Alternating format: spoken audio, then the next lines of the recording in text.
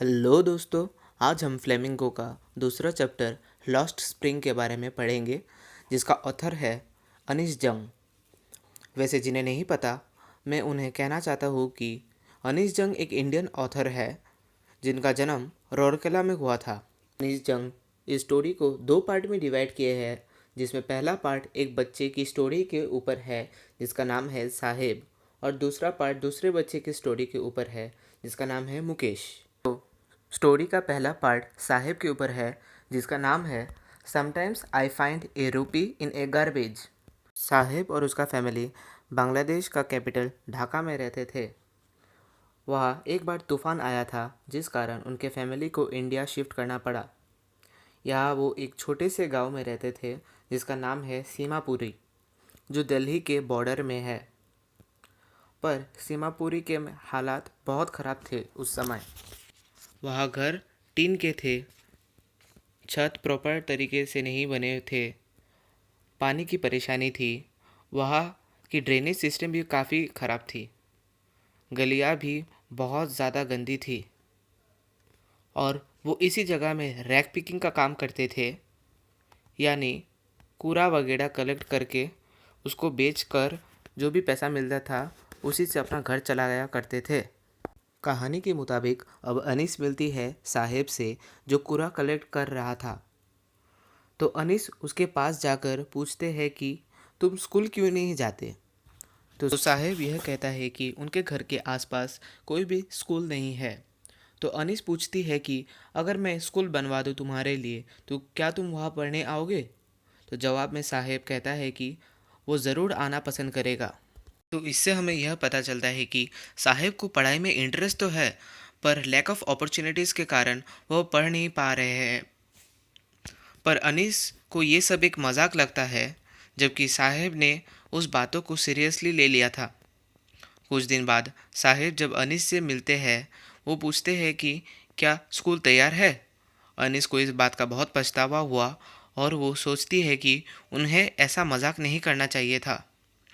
फिर कहानी में जैसे ही आगे बढ़ते हैं, हमें यह पता चलता है कि अनीस साहेब और उनके दोस्तों को ऑब्ज़र्व करती है, और वो देखते हैं कि साहेब और उसके दोस्त कितने मुश्किल हालातों में से गुज़र रहे होते हैं, वो कितना काम करते हैं।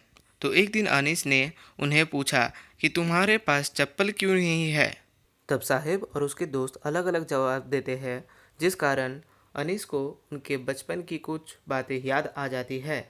बाद में आगे जाकर अनीस को यह बात का एहसास होता है कि अगर सीमापुरी में इतने ही बिगड़े हुए हालात है, तब साहेब और उनके फैमिली, और वही नहीं, उनके साथ साथ और भी 10,000 फैमिलीज वही रहती है।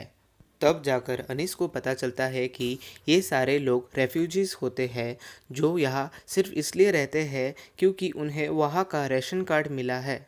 और उन रेफ्यूजीज़ के लिए वो राशन कार्ड बहुत अहम था, क्योंकि वो उस राशन कार्ड से दो काम कर पाते थे। पहला, वो वोट देने के लिए एलिजिबल होते थे, और दूसरा, उन्हें इस राशन कार्ड के दौरान अनाज भी मिलता था। और उनका मेन मोटो था कि अपना पेट भरना, और राशन कार्ड की वजह से वो यह काम कर पाते थे। आगे जाकर यह पता लगता है कि उनका जो प्रोफेशन है रैक पिकिंग, वो बच्चों और बड़ों के लिए अलग अलग मायने रखता है।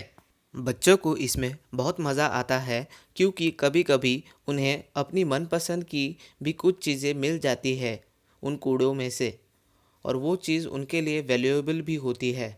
बट बड़ों के लिए ये जस्ट एक मीन्स ऑफ सर्वाइवल होता है। फिर काफ़ी टाइम बाद सर्दियों के मौसम में जब साहिब उनसे मिलती है, उन्हें यह नज़र आता है कि साहिब बहुत बदल गया है। अब उसने वाइट कलर के टेनिस शूज़ पहने हुए थे, पर ये शूज़ उनके तो नहीं थे। फिर भी साहिब काफ़ी ज़्यादा खुश था। इस शूज़ में छेद थे, जिस कारण उसके ओनर ने उसे फेंक दिया था। साहिब अभी एक टी स्टॉल में काम करता है, जहां उन्हें महीने का 800 रुपये मिलता है। साहिब अब एक स्टील कैनिस्टर को लेकर पूरे दिन काम करता है। अनीस जब साहिब को उस स्टील कैनिस्टर के साथ देखते हैं, तो उन्हें इस बात का रियलाइज़ होता है कि अब साहिब उस स्टील कैनिस्टर की वजह से बोझ में आ चुका है। साहिब का इनोसेंस ख़त्म हो चुका होता है and sahib is no longer his own master. तो इसी के साथ हमारा पहला पार्ट ख़त्म होता है। अब अगले पार्ट में हम मुकेश की कहानी के ऊपर पढ़ेंगे। जाते जाते चैनल को सब्सक्राइब कर देना और वीडियो को लाइक कर देना। मैं आपसे मिलता हूँ नेक्स्ट वीडियो में, तब तक के लिए गुड बाय।